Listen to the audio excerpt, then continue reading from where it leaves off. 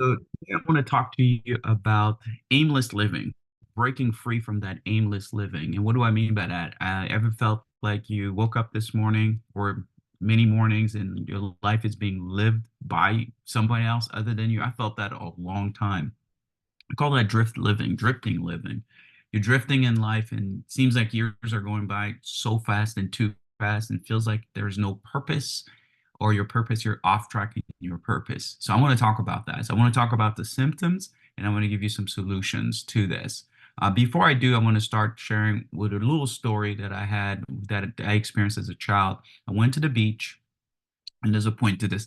I went to the beach and we were playing, and in that season, it was water ankle deep, and we walked through in the ocean for hundreds of feet, and it didn't actually, it was only ankle deep, and it didn't go down. It wasn't like deep. So we were playing as kids, and then the next thing you know, we're miles away. It seems like miles away as a child, and you turn around, you see the shore. It's way back when. The problem with that is that you have the ocean goes way down, like very deep, very fast. So it was just this time of season. And let me tell you, it was a very scary time when we realized that and we turned right back. I mean, I did barely knew how to swim. So now why do I share this story? It's the same thing in life. In life, there's symptoms that happens. First of all, we're drifting without clear direction. Without our life, we're drifting without clear direction for our life.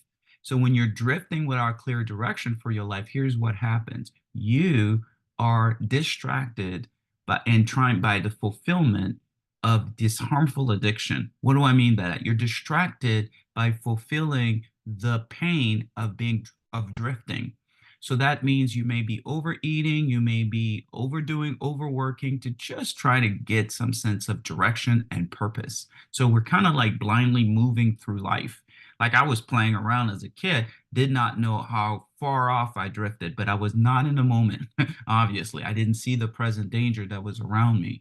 So that's the thing. Number one, you're drifting through life without clear direction. The second thing, you're distracted.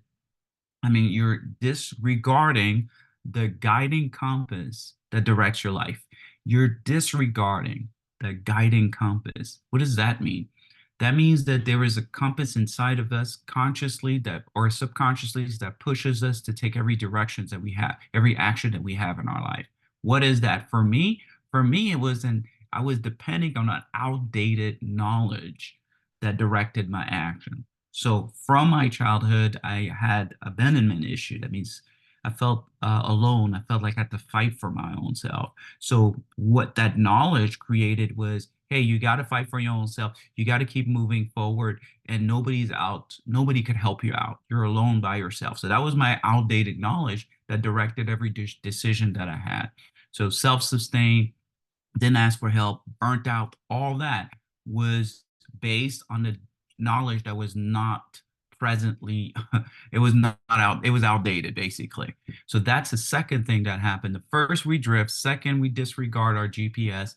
Lastly, then we disconnect with who we're becoming. We're disconnecting from the person that's giving us direction and who we're becoming. So when you're disconnecting from the person that gives you direction, says, who's giving me direction? A person? Yes. You've got a person in your head. It could be a parent, a critical parent, or an encouraging parent that gives you directions and pushes your destination. So if you're not aware of that, what happens, the bad thing about you detach to the fact that you're losing your true identity and you're losing your true authority. Drifting leads you somewhere. When you're drifting to life, you think that, oh, maybe I'm okay. I'll figure it out later on in life. No, no, you're going to a destination. The drifting is still a destination. It's still a direction. So when you're drifting, you're disregarding the compass and you're disconnecting from the person you're becoming and the destination of your life. And those creates this purposeless life, right? And for me, I there's three things that I do to help me to keep back on track, to stay on track. And besides that, think about how many distractions that we all have. Think about the distraction that we have with social media, every kind of media that we have, especially you're the best client when you're disconnected, by the way, when you're living life, because Somebody's going to give you a purpose by watching too much TV, by eating too much food, by overworking. Yes. Because if you don't have a purpose, then you're working somebody else's purpose. Okay. So three things that we can do in helping us to get our purpose back, living life by design versus by default. Number one, intentionally be present. You need to have your intention to focus on the present. What do I mean by that? Well, being present, remember I told you when you're disregarded, when you're drifting because you're trying to drift away from pain, really. But here it is. When you're intentionally be present, that means that you're present with your pain. You're present with what happened in your past because you deal with it, and you're present with what you're projecting in the future. So that's being present. And when you're present with your pain versus trying to numb the pain usually tends to pass. Of course, you want to heal it, but it tends to pass. Second, you need to investigate the knowledge that you presently hold. Investigate what you know presently. Investigate, meaning that you need to look at what you're believing right now. Are you operating out of fear at a 5-year-old level? Because they said between 0 to 5, that's where you created your personality, the way you protect yourself, and all that. Are you still operating from that? You need to investigate the knowledge that you're operating from. So a lot of things we say, "Oh, I'm doing my own thing. This is who I am," and all of that. But you're not really investigating. Where did you get that from? What's your driver? Lastly, you need to identify who and whose you're becoming. Who are you becoming and whose you're becoming? Because we all are becoming the person we follow. And you say, "I don't follow anybody." Oh, yes, we all do.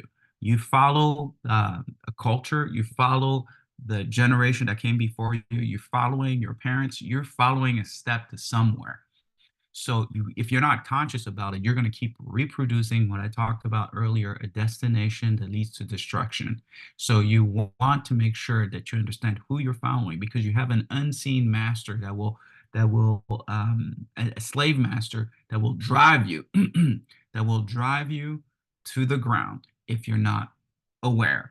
So for me, who I follow is God. I follow God. I follow the characteristic of God. And that's what I do to help me to be on track. So I am intentionally present with who I am and whose I am. I am investigate the knowledge that I have even with God, and I am identify who I am following, who I'm becoming, who is the person that I'm following. Because even beyond all that, I do like you follow leaders, you follow people. Believe me, if you don't believe me, stick around somebody long enough, you're going to pick up the way they talk. You're going to pick up their lingo. See, you're following someone all the time. Just make sure you identify it. Remember that. Okay. Thank you so much for watching this. Please do comment, and I'd love to hear what you have to say about this. All right. Have a good one. I'll see you later. Bye bye.